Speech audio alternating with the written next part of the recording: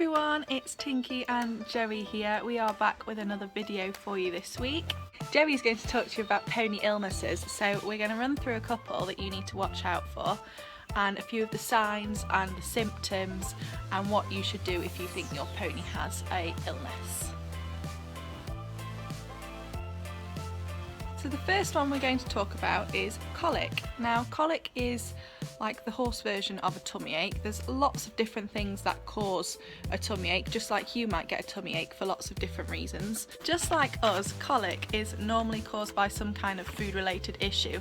Horses have very sensitive stomachs, so anything really can trigger it. But the most common reasons for a pony getting colic is something like a big change in their feed, so suddenly getting lots more pony nuts or hard feed than they usually would, a change in the amount of feed that they're getting, so suddenly going from not eating very much to eating a lot, or going out onto lots of lovely new fresh spring grass can sometimes trigger it.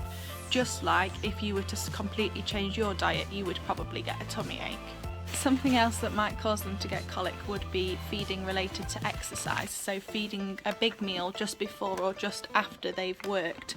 They say you should leave about an hour between giving them a big meal and going for a ride, just so it's got time for it to settle in their stomach. Just like if you were to run after your breakfast, you'd probably get a stitch. If Joey had colic, which we hope that he will never get colic, some of the signs he might show would be things like looking quite upset. If you've got a tummy ache, you are not the happiest person in the world, so Joey might look a little bit upset, a little bit anxious or worried, and possibly he might be looking at his tummy going, "What's going on?" He might also be sweating a little bit because he's in pain, or breathing a little bit harder than normal. He might circle the box. He might want to lie down. It just depends. Some horses will react differently to others. He might want to roll, but there's all sorts of signs that might indicate your horse has got colic. Something else you might want to check for is, are they eating and have they done any droppings, because that might suggest that there's something stuck in their tummy and they might need a little bit of assistance. If you suspected that your pony or a pony that you knew had colic, you need to find someone who's responsible to be able to phone the vet for you so that the vet can come and help, and what they might do is give you some advice over the phone whilst you're waiting for them to arrive. So to summarise, colic is like a horse tummy ache. It's caused by lots of different factors, but mostly due to feeding and how we feed our ponies and when and what we feed our ponies. Signs will include things like kicking at their belly, rolling, looking uncomfortable, lying down, trying to take the pressure off their tummy.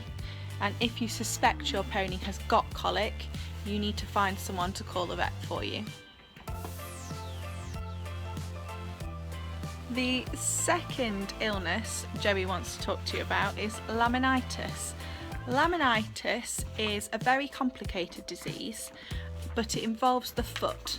So what happens when the pony gets laminitis generally is they eat too much sugary grass, and some of the support structures, the things that help hold the foot together, don't really like sugar. They kind of go, "Ooh, I don't like that."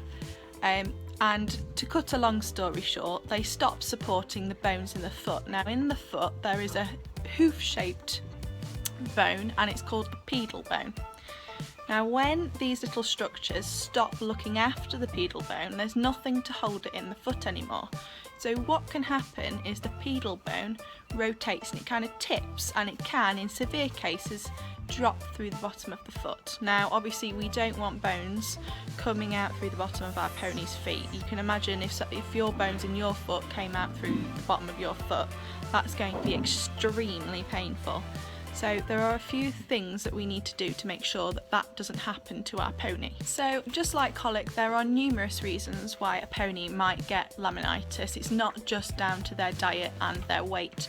However, this is one of the major kind of things we can do to help prevent it. So to manage our pony's weight, we can do two things. We can monitor their diet, so making sure they're not eating too much, especially in the spring and the summer when we get lots of rich grass, making sure they're not on their field for too long and they're not eating too much sugary food.